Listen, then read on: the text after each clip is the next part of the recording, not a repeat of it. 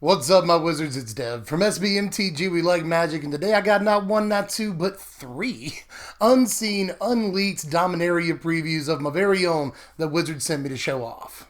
That's a lot of previews, and I think one of them is actually really, really good. But I'm going to save the best for last, just wanted to tease that. And start at the beginning here with Ghitu Chronicler. Chronicler is 2 mana, 1 and a red for a 1/3 human wizard with kicker 3 and a red. When it enters the battlefield, if it was kicked, return target instant or sorcery card from your graveyard to your hand. Okay, so it's not much, but we're starting from the bottom here, and this is actually a pretty decent grab in draft. If you're making the blue-red Wizards deck, it's a decent, blocking body in the early game, and if you do happen upon an Adeliz somewhere in your draft that you're able to pick up for your Wizards deck, it actually plays pretty well with it. It gets as big as a 2/4 when it gets that extra +1/+1 from Adeliz, and it fishes up a spell for Adeliz to trigger off of in the late game. There's some cool stuff about that, Usually this is going to at least get back a removal spell or something, which is always going to be good in limited, so I really like this thing, and I like that it's common. It's going to be a lot going around, so it's going to be that much easier to build the blue-red Wizards deck in limited. But up next, we got a reprint to look at. It's a really cool one, too. Here's Sage of Latinum right here. It's 2 mana, 1 and a blue for a 1/2 human artificer with tap, sacrifice an artifact, draw a card. This is a cool reprint. This was first printed all the way back in Antiquities, and it really kind of gives you an appreciation for how far we've come as far as like the syntax of our game in the last 24 years. The original Sage, the text box is a monstrosity that's really tough to get through, but it turns out it all just boils down to a very simple line of text. So again, kind of gives you an appreciation for how far we've come. But this was actually also reprinted in 8th edition, which gives it the distinction of being one of the very few cards in Magic history that's been printed at all 3 original rarities. It essentially hit for the cycle. I mean, no card's ever going to be mythic and common. Prove me wrong, Wizards, please. But I doubt that's really going to happen. So as far as the original rarities, this thing has been all 3, and that's a pretty distinct club with not too many members. Also really like the flavor text, if you haven't read it yet.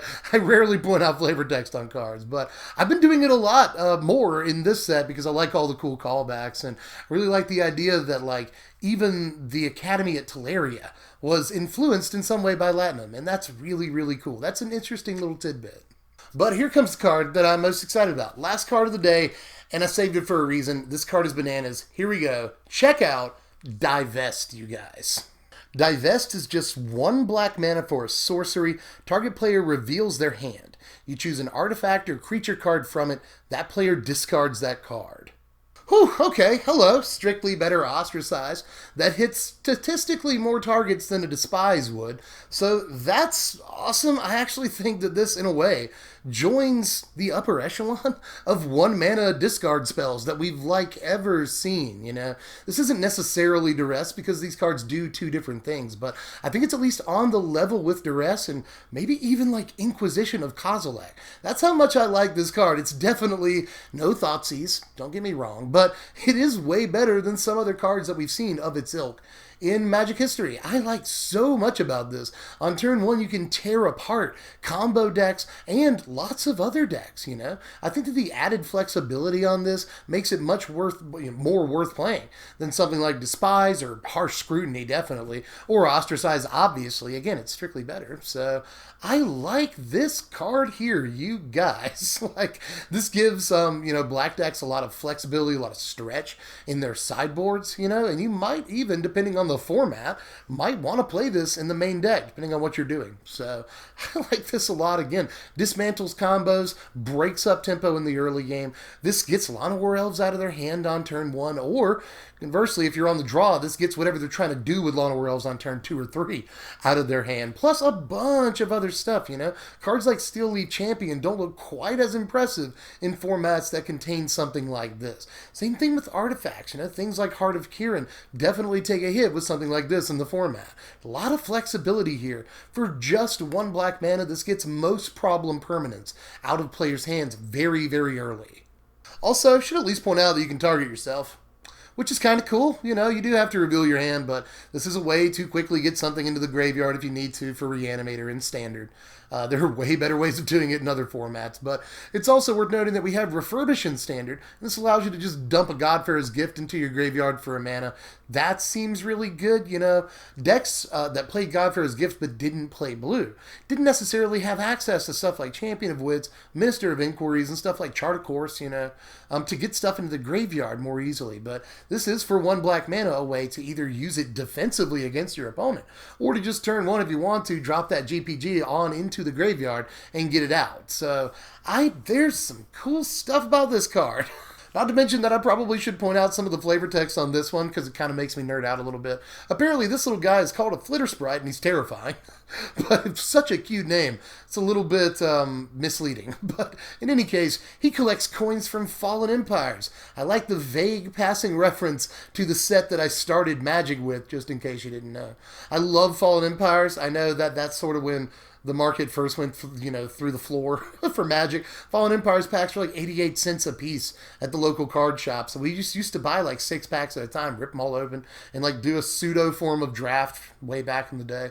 And I love Fallen Empires, so I love the callback to it here, you know.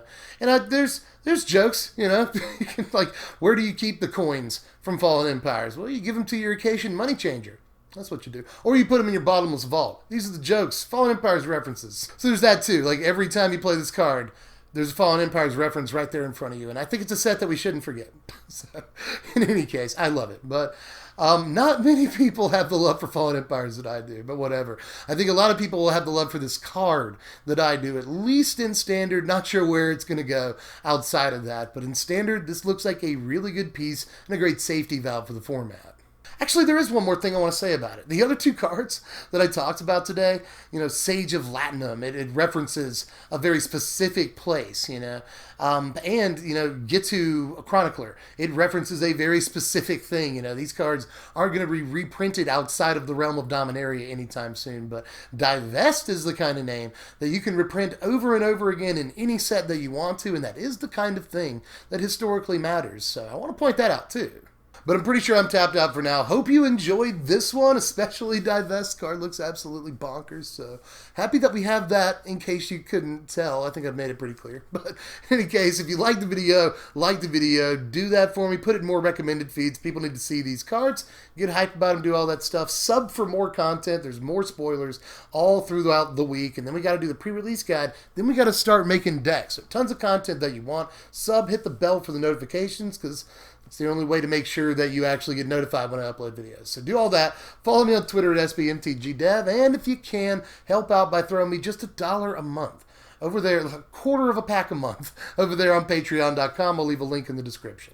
And you can also check out my sponsor, TCG Player. First link in the description. They're the cheapest place online right now that you can pre-order all of these Dominaria singles. Virtually everything that's been previewed so far this season is available for pre-order on TCG Player. And even if you don't plan on doing anything yet, they're at least a pretty good price guide. A good barometer for where we are as far as prices so far in Dominaria. So check them out. First link in the description. They help the channel out. So help them out. And if you click the link, it helps me too. So do all that stuff.